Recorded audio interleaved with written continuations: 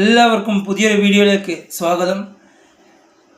അമേരിക്കയുടെയും ഇസ്രായേലിൻ്റെയും ട്രംപും നെതന്യാഹുവിൻ്റെയും നടന്ന ചർച്ചയിൽ അതിന് അധ്യക്ഷത വഹിച്ച ഒരു നേതാവ് നമ്മുടെ കേരളത്തിലുണ്ട്. മാന്യ വ്യക്തിയെ നമുക്ക് പരിചയപ്പെടാം. മാന്യപ്രേക്ഷകർക്ക് നമസ്കാരം. ഇസ്രായേലി പ്രധാനമന്ത്രി ബെഞ്ചമിൻ നെതന്യാഹു US-ലേക്ക് തിരിച്ചിരിക്കുന്നു. ഐക്യരാഷ്ട്രസഭയിലേക്കാണ് തിരിച്ചിരിക്കുന്നത്. വിമാനത്താവളത്തിൽ നിന്ന് അവിടേക്ക് പോകുന്നതിന്റെ തൊട്ടു മുമ്പേ ആയിട്ട് വളരെ വലിയൊരു പ്രഖ്യാപനം. പോകുന്നതേ ഫസലിനോട് ചോദിച്ചിട്ട് നെതന്യാഹു, ഞാൻ പോകുന്നുണ്ട്, നീ എൻ്റെ നാടിനെ നോക്കണേ. അയ്യോ, എന്തൊരു കഷ്ടമല്ലേ. എത്തിയിരുന്നു. അതേപോലെ തന്നെ ഇവരുടെ സകല ഡിവൈസുകളും പ്രവർത്തനം നിലച്ചു പോയിട്ടുണ്ട്. ചില സന്ദർഭങ്ങളിൽ ഇസ്രായേലിനോടാണ് കളിക്കാൻ വരുന്നത് എന്നൊന്നും ഇവരൊക്കെ മറന്നു പോകുന്നു. സർവസന്നാഹങ്ങള് പാവം നിലച്ചു പോയപ്പോൾ നീയായിരുന്നു നന്നായി കൊടുത്തേ. എടാ, പിഞ്ചു മക്കൾക്ക് വേണ്ടി മരുന്നും മറ്റാവശ്യ സാധനങ്ങളായി പോയ അവരെ തടഞ്ഞു വെച്ച്. കാരണം എന്താ? ഇസ്രായേൽ ചെയ്ത് കൂട്ടിയ, ഗാസയിൽ ചെയ്ത് കൂട്ടിയ അക്രമങ്ങൾ പുറം ലോകം അറിയാൻ പാടില്ല. അറിഞ്ഞു കഴിഞ്ഞാൽ അവർക്ക് പ്രശ്നങ്ങളാണ്. അപ്പോൾ അവരെ തടയണം. ആരെങ്കിലും കടത്തി വിടുന്നുണ്ടോ? എത്ര രാജ്യങ്ങൾ അവർക്ക് സഹായം എത്തിച്ചു കൊടുക്കുന്നുണ്ട്?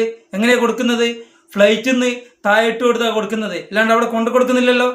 എന്നാൽ നോക്കിക്കോ, ഇവിടെ ഒരു മലയാളി, ഇന്നത്തെ വാർത്തയിലുണ്ട്, ഒരു മലയാളി യുവതി, അവള് അവിടത്തേക്ക് വെള്ളം കൊണ്ട കൊടുത്തത് കണ്ടെടുത്തോളൂ. നിനക്കല്ലാതെ, അതുപോലത്തെ നിന്നെപ്പോലത്തെ കുറച്ച് ഞരമ്പ് രോഗികൾക്കല്ലാതെ ഈ വിഷയത്തിൽ ഫലസ്തീനോടൊപ്പം അല്ലാണ്ട് ഇസ്രായേലിനോടൊപ്പം നിൽക്കുന്നത് നീ മാത്രമാണ്. നിന്നെപ്പോലത്തെ കുറച്ച് ആളുകൾ, ലോക മാധ്യമങ്ങൾ, ലോകത്തെ ജനങ്ങൾ മുഴുവനും, അമേരിക്കയും ഇസ്രായേലും ഒഴികെ നിന്നെപ്പോലത്തെ കുറച്ച് ആളുകളും ഒഴികെ ബാക്കി എല്ലാവരും ഫലസ്തീന് വേണ്ടിയാണ്. എല്ലാവരും ഹമാസിൻ്റെ ആൾക്കാരാണെന്ന് വിചാരിച്ചത് അല്ല. അവിടെ വീഴുന്ന മക്കള്, ചെറിയ മക്കൾ, അവരെന്ത് ഹമാസാടോ? അവരെന്ത്? ഗാസയിൽ പിടഞ്ഞു വീണ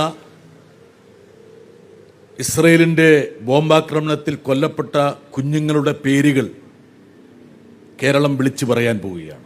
18,000 കുഞ്ഞുങ്ങൾ. ഒരുപക്ഷെ ആ ഒരു പ്രക്രിയക്കിടയിൽ വേണമെങ്കിൽ ആ എണ്ണം ഇനിയും വർദ്ധിക്കാം.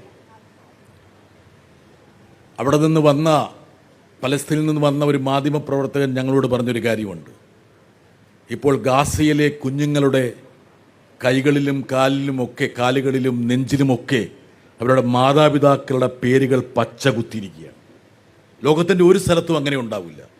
അപ്പോൾ നമ്മൾ വിചാരിക്കും സ്നേഹം കൊണ്ട് ചെയ്തതാണെന്ന്. അല്ല, അവർ ബോംബാക്രമണത്തിൽ ചിന്നിച്ചിതറുമ്പോൾ അവരാരുടെ മക്കളാണെന്ന് തിരിച്ചറിയാൻ വേണ്ടിയിട്ടാണ് ഗാസയിലെ മാതാപിതാക്കൾ തങ്ങളുടെ കുഞ്ഞുങ്ങളുടെ നെഞ്ചത്തും തങ്ങളൊക്കെ ഇങ്ങനെ പിന്തുണയ്ക്കുന്നത് ഹമാസ് എന്ന ഭീകര സംഘടനയെ അല്ല. തങ്ങള് ലേശമൊക്കെ ഉളുപ്പൊക്കെ ആവാം. നിങ്ങളെ പോലെയൊക്കെയുള്ള ആളുകള് എങ്ങനെയാണ് ഇത് സമൂഹത്തിനെ മൊത്തം അപമാനിക്കുന്ന രീതിയിൽ? കാരണം ഒരു നേതാവിനെ പോലും ഇവൻ വെറുതെ വിടുന്നില്ല. എല്ലാ ആളുകളെയും ഉളുപ്പില്ലായ്മ എന്തൊക്കെയാണ് ഇവൻ വിളിച്ചു പറയുന്നത്. ഉറപ്പാണ് നാളെ കേരളം നിന്ന് കത്തും ഇവൻ്റെ ഒരു പ്രശ്നം കൊണ്ട്. കാരണം ബ്രിട്ടീഷുകാർ ചെയ്ത അതേ രീതിയിലാണ് ഇവൻ്റെ പോക്ക്. കാരണം നാളെ വർഗീയ കലാപം ഉണ്ടാകാൻ ഇവൻ്റെ വീഡിയോസിൻ്റെ കമൻറ്റ് ബോക്സ് നോക്കിയാൽ മാത്രം മനസ്സിലാകും. അതിൽ സോഷ്യൽ മീഡിയ വാർ അവിടെ നടക്കുന്നുണ്ട്.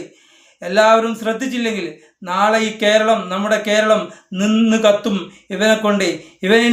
എനിക്കൊരു സംശയമുണ്ട്, ഇവൻ എന്തിൻ്റെയെങ്കിലും ചാരനാണോ എന്ന്.